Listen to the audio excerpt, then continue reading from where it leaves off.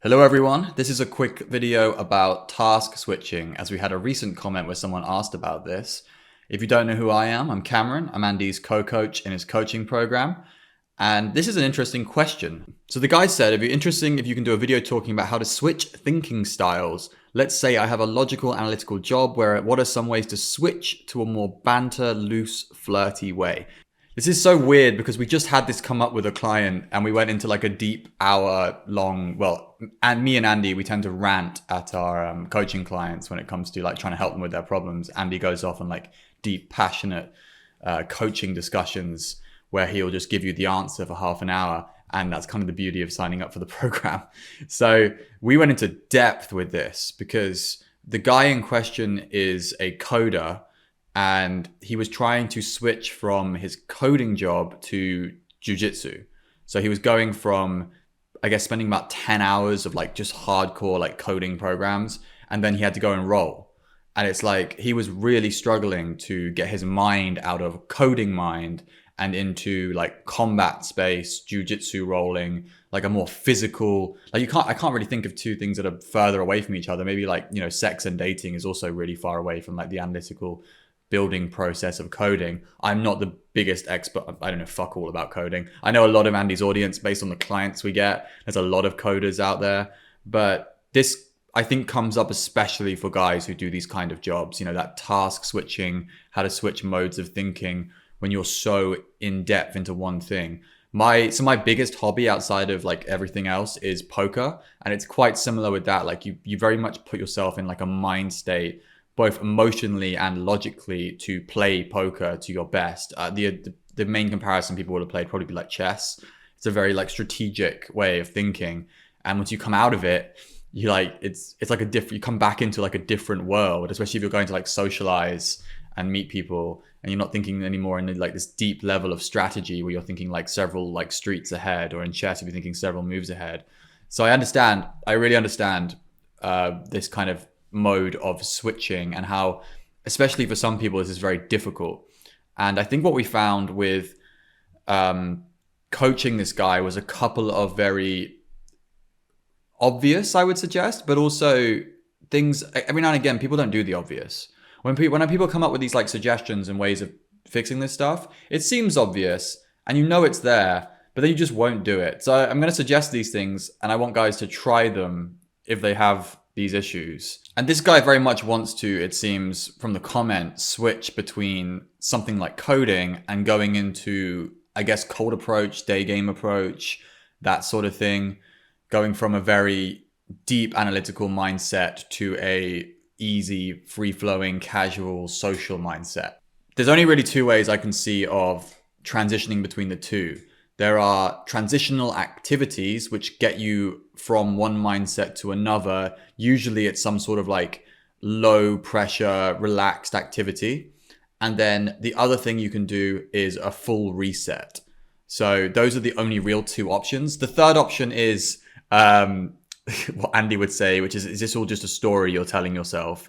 And if you analyze it as a story, is it actually true? We can play that line. I'm going to ignore that for a moment. I'm going to accept the problem as being real and not a story in someone's mind, because it kind of devalues the entire video if I just stop and say this could just be something you're telling yourself and it's not a big deal. If you are interested in doing the work on that, I would suggest looking at like Byron Katie's stuff. Andy recommends her all the time, doing literally the work on like understanding whether or not the stories you tell yourself are true, going through, finding all the reasons why they might not be true, finding out whether or not you'd be better off without that story. That's all fine. But let's just for a second accept that the story is true and look at ways to switch the mode of thinking on that basis. So transitional activities, we talked about this with the jiu-jitsu guy, like trying to get himself as fast as possible from one mind state to the mind state he wants to be in.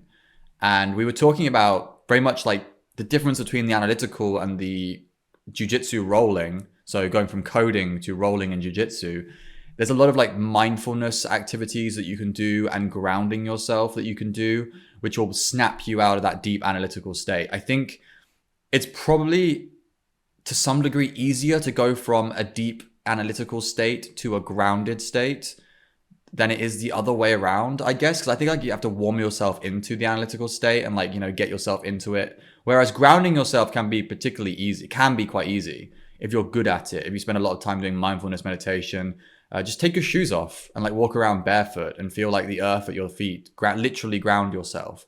The other things is like, you have like, what do you call it? So when you have the elastic bands and you just flick and you just focus on the sensation and feel the pain. Well, it's not really pain, it's elastic band. You know what I'm talking about though. That kind of mindfulness meditation where you focus on this stuff. Mindfulness is like, there are loads of channels and like content about it. There's a Harvard professor from a while ago who's been on a few different podcasts over the last few years that was really into the idea of it. And it's very much like for snapping yourself out of these things where you're very much in your mind. And for this guy, when it came to getting into jiu-jitsu from, being in a deep mindful, like almost mindless, but not like a focused mind state, very much he needs to get into the physicality of jiu-jitsu. We actually also thought about, the idea I thought was if someone attacked him in the street, his fight or flight response would snap him out of that analytical state. If we could get someone to one of his friends, just jump him on the way to jiu-jitsu, he would very much be in jiu-jitsu mindset when he showed up.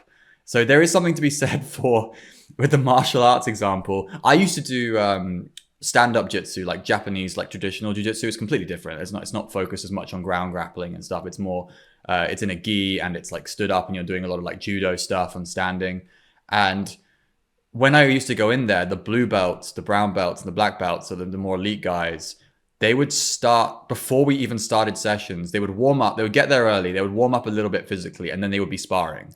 Like they would be immediately doing light sparring. And the point of doing that light sparring was to basically snap yourself out of the work state that they were in. So they came from like accountants' jobs. They came from jobs working in offices. Immediately going into light sparring got them into that combat mindset. And that was kind of what I wanted to recommend to the guy we had, which was, can you like get in there and do some level of like immediate, like false combat, like sparring? I don't know what you would do in ground grab, like jiu-jitsu or whatever, but like you don't want to be doing like technical work once you get out of that analytical state. You want to go straight into something that kind of forces you to like do physical work on the fly.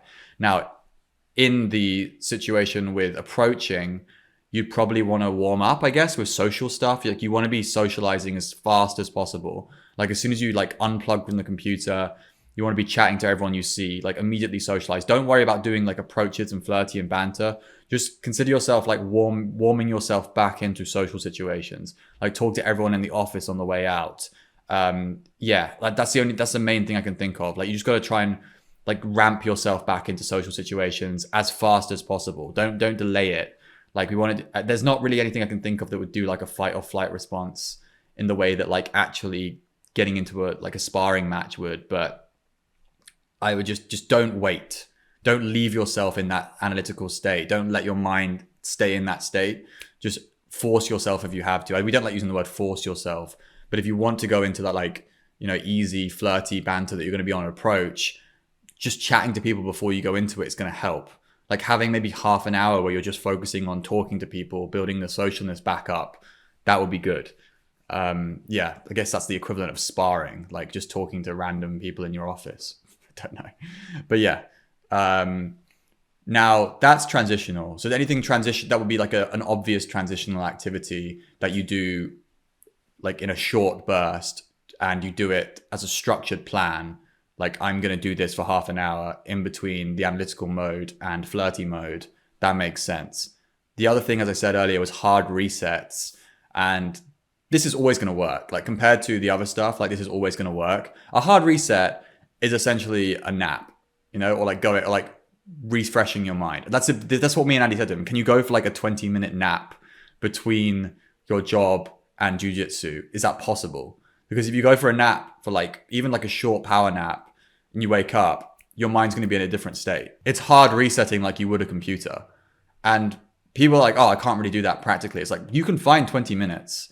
Like maybe you're not very good at napping, but napping is actually like kind of a skill. Like learning how to nap and power nap is actually something you can learn to do.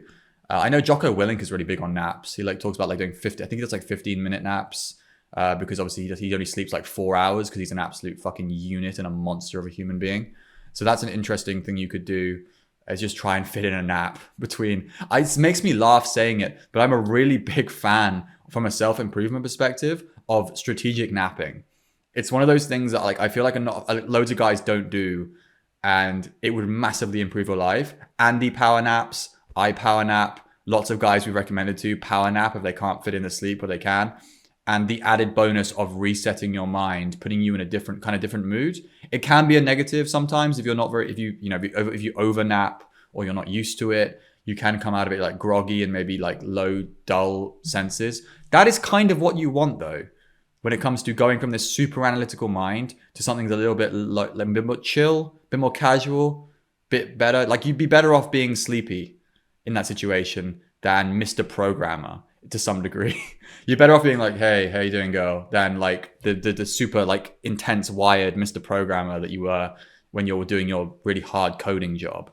So that would be my suggestion. The hard resets, which is literally just sleeping. I was trying to think of another way you could hard reset, but everything comes down to like, I don't know, like not getting knocked out. Like some drugs probably, like getting drunk probably helps. Smashing a few vodkas probably resets your mental state No, because alcohol's more of an amplifier. Really just take a nap, bro. Take a nap. That'll reset your mind. I will go back to that third option of looking at whether or not this is a big deal. I want to take guys seriously when they say what they're struggling with. But I also want to recommend, like Andy does, a bit like just introspection, analyzing what your sticking points are. And if this is a serious issue, then yes, try some of these things. It may be that you can solve it by not looking at it as an issue as much. And maybe, because we did videos before, we've talked about when guys are in like talking to girls and stuff, they can be over analytical of what they're doing wrong. And they think maybe their vibe is off, maybe that stuff. And that stuff may be true, but a lot of the times it may not be anything you're doing. We've done videos about how rejection isn't really about you a lot of the time. But if it's more about how comfortable you feel in your mind and how comfortable you feel in your vibe, I completely understand. This is something. So I recommend, looking at some of these like transitional. And I feel like sometimes I do these videos and some of the advice is really obvious, but sometimes it's about doing the obvious advice consistently. Like when I said, do some warm up socializing, people be like, yeah, I've tried that. It's like, no, have you tried that in a structured way? That's what I mean. And consistently, like every single time with discipline, you do a certain amount of socializing. You have like, maybe you go and talk to 5 people, or maybe you do half an hour of small talk with people. This is what we mean. We do things that maybe sound a bit obvious, but we do them very structured and disciplined and consistently, like we always do these things. And that's how, like with the slight edge, with the improvement, that's how these things actually manifest as things that work in your life. And I think a lot of the times people will look at self-improvement advice and be like, that didn't work for me. It's like, well, did you do it for a month every single day and see what the results were? Because that would have told you whether or not it works. Doing it in one-off occasions and not having it work, typically not a good enough like adoption of people's, techniques for getting these things better and improving their lives. So yeah, do it in a structured, disciplined way when it comes to this stuff. And you may see more results than, trying it in one-offs. But if you try it and it doesn't feel like it's your thing, fair enough. But if you try it and it feels like you might be okay with it and it doesn't work, try it for a bit before you say it doesn't work. That's my only request when it comes to the advice we give on this channel. All right. Peace out till next time, guys.